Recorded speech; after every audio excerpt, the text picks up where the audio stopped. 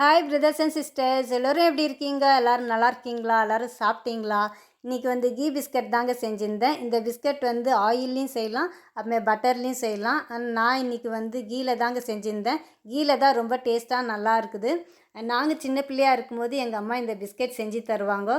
அப்போ வந்து அவன் அப்புறமேல்ட்டு இந்த ஓடிஜி இது எதுவுமே கிடையாது. அப்போது தோசைக்கல்லில் தான் செஞ்சு தருவாங்க. இந்த ஒரு தோசைக்கல் போதுங்க, ஈஸியாக செஞ்சிடலாம் பிஸ்கெட்டு.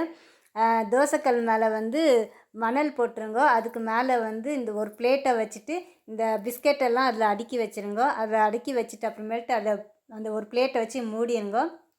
மூடிட்டு அதுக்கு மேலே வந்து ஒரு கனமான பாத்திரமோ இல்லை வெயிட்டான பொருளை வந்து அதுக்கு மேலே வச்சுருங்கோ.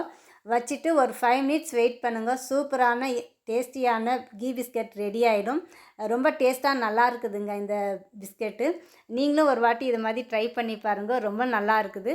அப்புறமேல்ட்டு எல்லோருக்கும் இன்றைய நாள் இனிய நாளாக மாறட்டும்.